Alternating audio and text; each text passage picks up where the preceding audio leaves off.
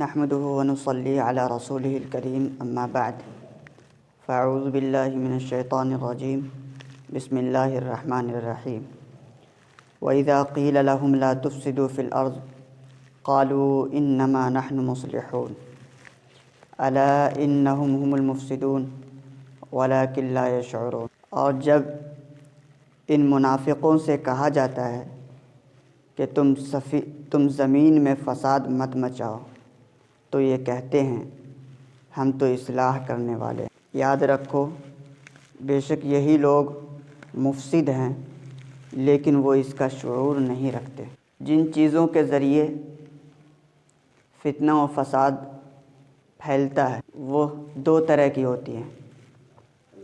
ایک تو ظاہر میں وہ فتنہ و فساد کا سبب بنتا ہے، مثلاً قتل کرنا، غارت گری کرنا، چوری کرنا، دھوکہ دینا، زنا کرنا، یہ ساری چیزیں ہیں جو فتنہ و فساد کا سبب ظاہر میں بنتی ہیں۔ لیکن بعض چیزیں وہ ہیں جو فتنہ و فساد کا سبب بنتی ہیں لیکن وہ ڈائریکٹ نہیں، انڈائریکٹ۔ پہلے تو اس کے ذریعے سے اخلاق بگڑتا ہے، پھر اس کے بعد سے فتنہ و فساد رونما ہوتا ہے۔ یہ منافقین اصل میں تو قتل کسی کا نہیں کرتے تھے، چوری نہیں کرتے تھے، ڈاکہ نہیں ڈالتے تھے، لیکن یہ اپنے دل میں نفاق چھپا کے رکھتے تھے، حسد کرتے تھے، دشمنی ایک دوسرے کے درمیان ڈالا کرتے تھے۔ تو یہ پوشیدہ چیزیں ان کے اندر تھی جس کی وجہ سے فتنہ و فساد پھیلتا تھا۔ ظاہر میں یہ قتل و غارت گری نہیں کرتے تھے جو فتنہ و فساد کا ظاہر میں سبب بنتا ہے، اسی لیے یہ کہتے تھے کہ ہم تو اصلاح کرنے والے ہیں، ہم تو کسی کا قتل نہیں کرتے ہیں، نہ ہم چوری کرتے ہیں، نہ ہم ڈاکہ ڈالتے ہیں، ہم تو اصلاح کا کام کرتے ہیں۔ وَلَكِنْ لَا يَشْعُرُونَ سے اسی طرف اشارہ ہے کہ دراصل وہ فتنہ و فساد پھیلانے کا ان کا ارادہ نہیں ہوتا ہے، لیکن وہ رخ ایسا اختیار کرتے ہیں کہ اس سے فتنہ و فساد پھیلتا ہے۔ اسی لیے اللہ تبارک و تعالیٰ نے فرمایا وہ اس کا شعور نہیں رکھتے۔ حسد، کینہ، بغض، ان چیزوں کے ذریعے سے اخلاق بگڑتا ہے۔ اخلاق بگڑنے کے بعد ایسا فساد رونما ہوتا ہے کہ اس جیسی چیزوں کا جانوروں کے ذریعے سے بھی امید نہیں کی جا سکتی۔ چور ڈاکوؤں سے جو فساد رونما ہوتے ہیں اس کو ہم حکومت کے ذریعے، قانون کے ذریعے سے ہم روک سکتے ہیں، لیکن جو اخلاق بگڑنے کے بعد جو فساد رونما ہوتا ہے اس کو ہم قانون کے ذریعے، حکومت کے ذریعے سے نہیں روک سکتے۔ اللہ کے رسول صلی اللہ علیہ وسلم نے اسی انسانیت کی محنت کی ہے۔ سب سے پہلے انسان کو انسان بنانے کی کوشش کی ہے، تب جا کر ایک جماعت وجود میں آئی۔ ہم کتنے عدالتیں قائم کر لیں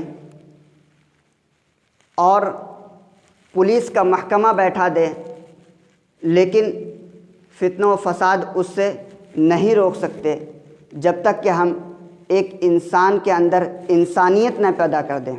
انسانیت پیدا کرنے کا سب سے بہترین طریقہ کل ہی آیا تھا کہ ہم اس کے اندر اللہ کا خوف ڈال دیں، آخرت کا دھیان پیدا کر دیں، تو پھر اس کے بعد نہ پولیس کی ضرورت ہوگی اور نہ ہی قانون اور عدالتوں کا چکر کاٹنا ہوگا۔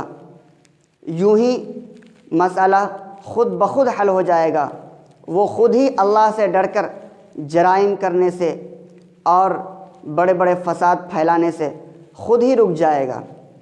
اگر وہ بعض انسان وہ ہوتے ہیں جن کے اندر فتنہ و فساد پھیلانے کی کوئی نیت نہیں ہوتی، لیکن وہ رخ غلط اختیار کرتے ہیں، شریعت کے مطابق ان کا رخ نہیں ہوتا ہے، جس کی وجہ سے فتنہ و فساد پھیلتا ہے۔ وہ کہتے ہیں ہم تو اصلاح کر رہے ہیں، ہم تو اصلاح کرنے کے لیے ہم نے مدرسہ کھولا ہے، اصلاح کرنے کے لیے ہم نے اسکول کا قیام کیا ہے، لیکن دراصل جو رخ اللہ کے رسول صلی اللہ علیہ وسلم نے بتایا تھا، اگر اس رخ پر ہم اس ادارے کو لے کر نہیں چلیں گے تو اس سے فتنہ و فساد ہی پھیلے گا، اگرچہ ہماری نیت فتنہ و فساد پھیلانے کی نہ ہو۔ کون فتنہ پھیلا رہا ہے، کون فساد پھیلا رہا ہے اور کون اصلاح کر رہا ہے، اس کو ہم کیسے سمجھیں؟ اللہ تبارک و تعالیٰ نے فرمایا واللہ یعلم المفسد من المصلح۔ اللہ تبارک و تعالیٰ ہی جانتے ہیں کون فتنہ و فساد پھیلانے والا ہے اور کون اصلاح کرنے والا ہے۔ اس کی کوئی کسوٹی نہیں ہے جس کے ذریعے سے ہم ناپ سکیں۔ اللہ تعالیٰ ہی دلوں کے حال کو جانتے ہیں، نیت و ارادے کو جانتے ہیں۔ بس ہمیں اتنا خیال رکھنے کی ضرورت ہے کہ صرف اور صرف نیت کے صحیح ہونے سے اگر ہم چاہیں کہ ہم صحیح طریقے سے کام کر لیں اور اصلاح کا کام انجام دیں، یہ ممکن نہیں ہے جب تک کہ ہم رخ بھی شریعت کے طریقے پر نہ لے جائیں۔ اگر ہمارا رخ شریعت کے مطابق ہوگا اور نیت بھی درست ہوگی تب کام بھی درست ہوگا، اور اگر نیت درست ہے لیکن ہم نے شریعت کے راستے کے مطابق چلنے کی کوشش نہیں کی، ادارے کو چلانے کی کوشش نہیں کی، تو اس سے فتنہ و فساد بھی پھیل سکتا ہے۔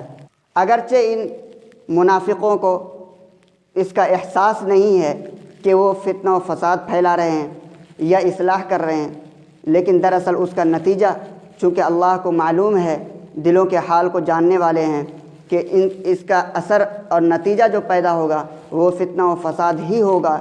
اس لیے اللہ تبارک و تعالیٰ نے فرمایا الا، یاد رکھو بے شک یہی لوگ مفسد ہیں لیکن وہ اس کا شعور نہیں رکھتے۔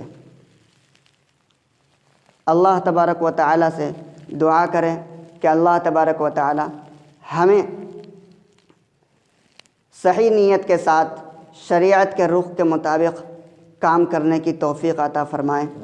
آمین۔ وآخر دعوانا ان الحمد للہ رب العالمین۔